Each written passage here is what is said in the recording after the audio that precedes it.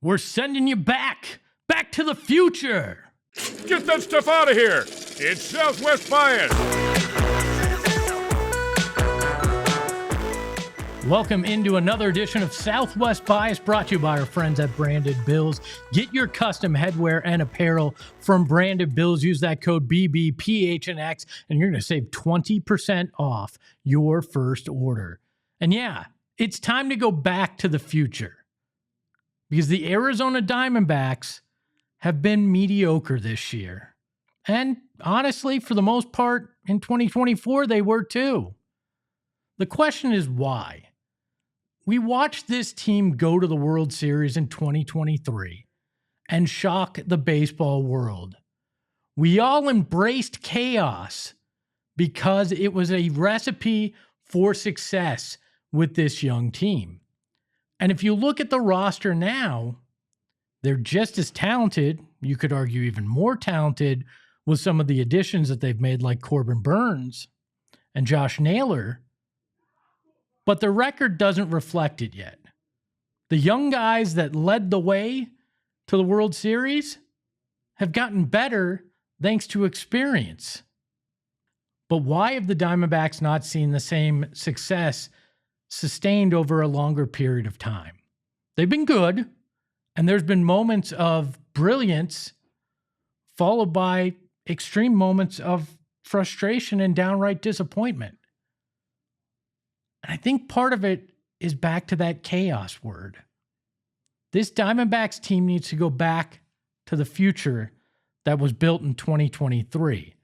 If you look at the stolen bases in 2023, the Diamondbacks stole 166 bases. Last year, it dropped down to 119. And this year, if you look at where they are right now and projected on a similar pace into the rest of this season, they're on pace for 131. That Diamondbacks team kept people on their heels. Pitchers couldn't relax. Defenders in the infield couldn't relax because you never knew what was going to happen. And I think that's where they got their swagger that year. And this year, it's felt like that swagger isn't always there. I want to see this team embrace that chaos again. And one way they might be able to do that is with the prospect that they just called up on Monday, Jordan Lawlar. We all saw him in 2023, and with mixed results when he was called up. But you got to keep in mind how young he was at that point. He's 22 right now. He dominated in the PCL with the Reno Aces, winning PCL Player of the Month in April. He's hitting .336 with 15 doubles, 6 home runs, and 31 RBI. And in April, he led the league in hits, extra base hits, total bases, and was top 5 in OPS, WRC+, WOBA, and RBI. Oh, and guess what? He's an elite defender that's been compared to the captain, Derek Jeter. But that's not where the chaos comes in and how he can help. In Reno, in those first 5 weeks, he stole 13 bases on 14 attempts. He's got the speed, he's got the mindset, and he's one of the most intelligent players in baseball. Jordan Lawlar can come in and help offensively. He can come in and be a defensive stalwart, but maybe, just maybe, he can come in and be that spark on the base path. Bring that chaos back. Be that guy that helps this team in some way, shape, or form. Find that swagger that made them so damn dangerous in the 2023 playoffs.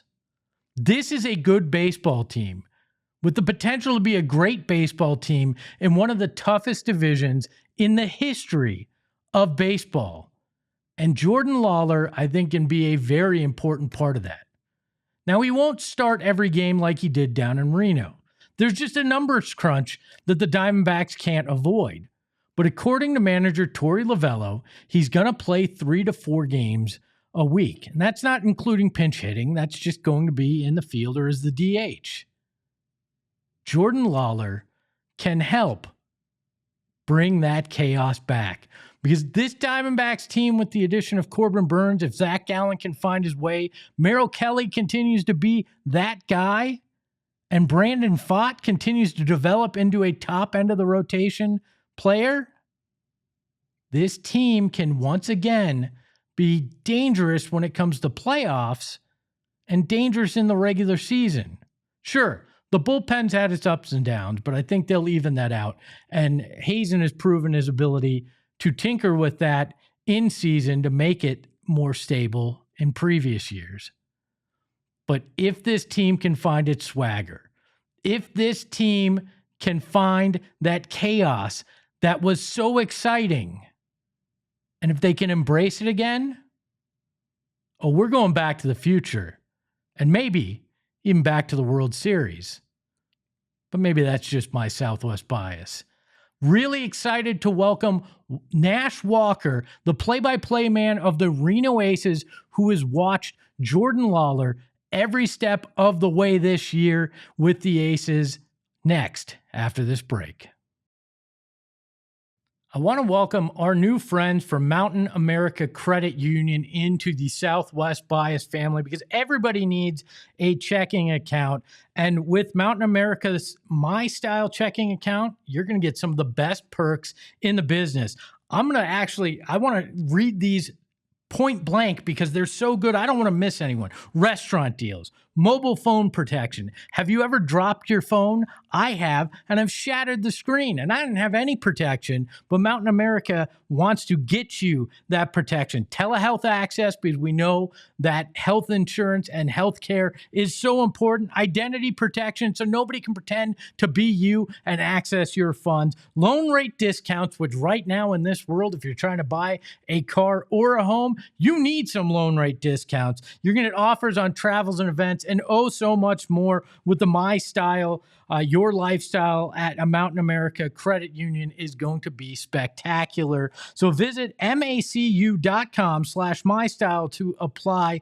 Remember, membership required based on eligibility. Some benefits require no cost registration and activation. Terms and conditions apply, and they are issued by NCUA.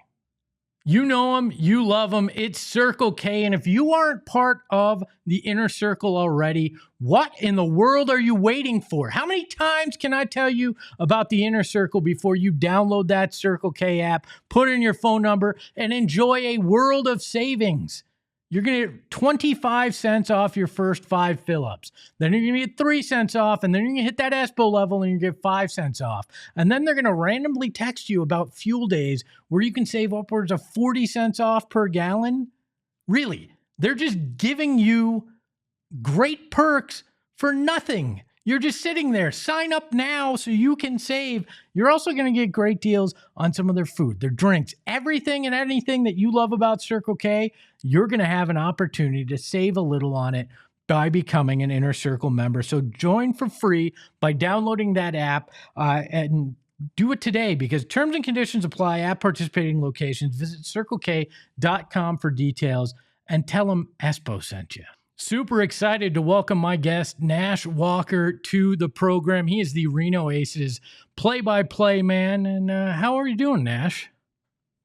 I'm doing good, sir. We're back in Sugarland, where unfortunately we lost the championship last year, but it's bringing back memories being back here. I'm hopeful we'll return to the championship this year, but have a pretty good team. We lost a big guy, though, in the middle of the order.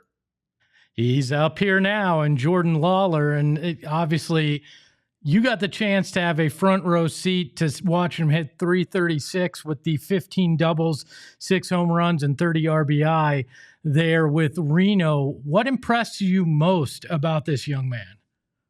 Yeah, I mean, I think what you hear about him, I've said this on air a lot, everything you hear about him off the field is true. And I'm around him, every day on the road and around him, watching him go about his business. Everything you hear about the person is true. And then he's a great player. But I think the biggest thing that stood out, you just labeled some big time offensive numbers, but how comfortable he looked at second base. He was incredible for us defensively, best all-around player in the league, our best player from the jump this year. Defensively, man, moving around three different spots. He's a true shortstop, in my opinion. I've watched him play for a couple years, and I'm not a scout. I haven't seen a million shortstops in my life, but everything that I've seen says that he can play short. And then you're just putting a shortstop, high-level shortstop at second base, and the result was what you'd expect. He was so good there. At third base, he's a natural over there too. He's just an incredible athlete. And then all around off the field too, he's a leader even though he's 22. He's super impressive.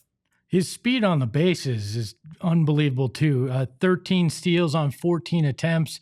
Obviously this team was predicated on that speed on the base paths in their run to the World Series. How impressed have you been with that portion of his game as well? He's just so smart too. I think that's a big part of it. He's obviously an amazing athlete. Like, he was in the running for the number one pick in 2021. I think it would have been reasonable for him to go number one in that draft. But he's so athletic and so smart. Like, baseball wise, he just understands the game, and that translates to the bases too. We are not a team that ran very much last year. Him alone turned us into a running team. Just his speed and his athleticism and his baseball IQ and his jumps, everything across the board, unbelievably good. And he knows when to go. He's smart about that too. He doesn't run himself into outs on the bases. He was like, looks like he was born to play baseball. He honestly does. And he is Jeter-esque, as we've often heard. It's all true. I just like sign off on everything, that all of the stuff of him coming up in all facets of the game, he definitely showed that at AAA. What's something that those of us who have watched him from afar and got that brief look at him back in 2023 up here with the big club, what's something that we wouldn't be able to tell from the stat sheets or the highlights that from being around him? I think just who he is. I think I've gotten to know him a little bit better this year. He had a cup of coffee with us in 23 before he went up with the D-backs. And then last year, obviously, was marred by injury. He lost basically the whole season. He was with us at the end.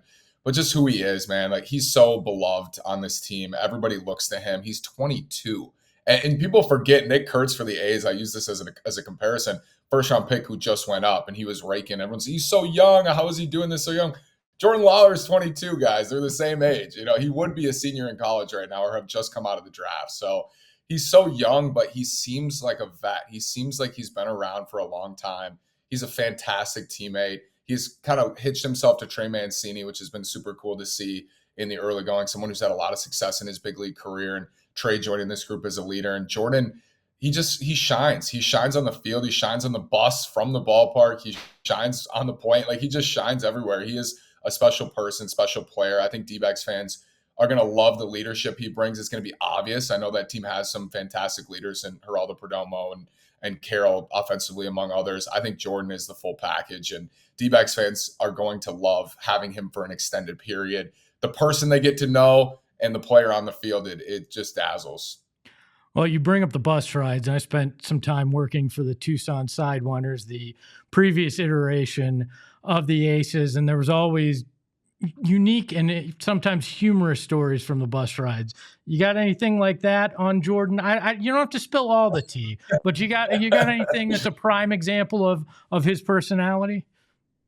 I mean, he's pretty business. He's pretty business-like. I think maybe the misconception about him is he's so professional that I think people may misrepresent him as being like having a boring personality, but he has a great personality. Like, he's outgoing and he's friendly, and he's just a good guy. Like, he's a good guy to be around. But I think people, because he's Jeter-esque, maybe people didn't get to know Derek Jeter to the level they would have wanted early in his career because of the way that he carried himself in interviews, the way that he carried himself just in general. But Jordan, no, he has a great personality. I don't have any bus stories of him specifically. I mean, we've had some bus stories, but with him, he's just beloved. Like, everyone loves being around him and wants to sit by him and wants to learn from him, even though he's only 22. He also is so humble in the way that he is looking for information, the way that he wants to learn and grow. He knows he doesn't have it all figured out at this stage of his career. He knows who he is, and he walks around with confidence, but he also wants to learn a lot from the older guys, and that's become really evident too. He's great, man. He's just great all around. He's been playing daily there in the Reno lineup. Obviously, coming up here with the D-backs, there's a bit of a numbers crunch. So Torey Lovello said he'll play maybe 3 or 4 days out of the week. How do you think he'll adjust to being able to go from starting to kind of being that utility guy in this infield for the Diamondbacks? I think he'll adjust to it well. I mean, he is the guy. He was the guy on this team. He was hitting second every single day. Like I said, moving around the infield and doing that at a high level everywhere. But he's locked in right now. They pitched him really tough in this last series. Las Vegas did back at home, but he's been locked in really since the go this year. There was maybe a week where he was readjusting, I think, and getting himself going, but it didn't take very long. I think he's going to be fine coming off the bench if that's what he does. If he plays 3-4 times a week. I love Torey's quote about the defense because that really has been the biggest thing for us that we've seen is, oh my goodness, is this guy potentially going to be like a 5-6 win player in the majors because of the defense that he brings. I think he's going to hit. I think hopefully he'll hit for some real power too. He has such strong wrists. I think he's going to hit for a lot of doubles, and I think there will be home run power. The defense, though, makes his floor so high. Like, I don't think there's any question that he is going to be a mainstay for the Diamondbacks for his defense alone, and I think he's going to be at least a league average bat. No matter what the role is, he's going to be ready for it. I think he's going to be fine in however many games he plays a week, and you guys are going to see right away in extended time how special his defense is and the floor that, at least probably a 2-win player every year because of his floor, and then you can dream on the upside offensively. But I was reading a piece today at The Athletic, too, that not many rookies have been shining this year. So Jordan, he's got an outside look at NL Rookie of the Year. If he can continue what he's doing at AAA, I think he has the ceiling to do that this year. The PCL is notorious for being an offensive league, and sometimes stats look inflated. But will Jordan's offense travel? I know you talked a lot about the defense, but do you think that offense will travel to the extent that you guys saw in Reno? I mean, I don't know if he's going to hit 336. Come on, we could use it. Yeah. Yeah. I mean, the ball does fly in Reno. We're playing in thin air, and we're playing in thin air at a lot of parks we go to around the PCL, but he slashes the baseball. And I do think he has the upside to hit 20 home runs in the majors. I think what you'll see, though, is just a really well-rounded player. And I think he's going to be one of the Diamondbacks' best players. And that's saying a lot. I understand that this is potentially hyperbolic because they have Corbin Carroll, who is on track potentially to win rookie or MVP in the National League. They have Geraldo Perdomo, who's been amazing, I know, this year. And there's so many good players on that team. But I think Jordan's going to be right in that mix toward the top of the roster. He's going to hit enough. He's not going to hit like he did in the PCL with the way the ball flies. But the slash doubles, the slash down the line, the good at-bats, that's all going to translate for him in the majors. You're hopeful that it will right away. It may take a little bit of time. We'll see, although he's seen it before a couple years ago. But all that stuff is going to translate. The quality of at-bat that he puts together, that's something that doesn't matter where you're playing. He's going to do that in the big leagues. All right. So I want to transition from a young prospect in the Diamondbacks organization to another. I am fascinated by your story. You are 24. You have what I think could be described as a meteoric rise to this position. We're a Minnesota Twins podcaster on Locked On. How do you wind up as the voice of a PCL team at 24? Yeah, I got really lucky. But I came in, they had hired 2 people for the number 2 role, which was a communications coordinator role 2 years ago in 23. And I was just coming out of college, basically, from Mizzou, and both those people turned it down. And so I got offered the job to come to Reno and never really heard of Reno. And my parents, we thought, okay, we're going to do it. And so we packed up the truck and drove from Minnesota to Reno.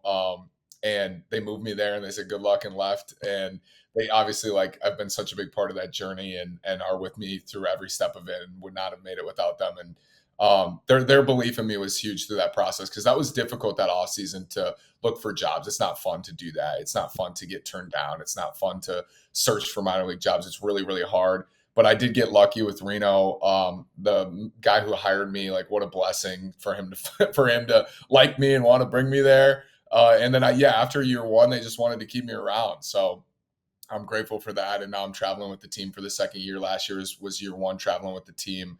Been so fun to just be around the guys every day, and how much I've learned about baseball, how much I've learned about the process. And I did go from being a fan. Obviously, I'm still a fan, but it changes your perspective completely. It really does when you're with these guys every day and they go up to the majors and you're really happy for them, but you're so used to it, so it's not as much of a big deal because someone leaves every day.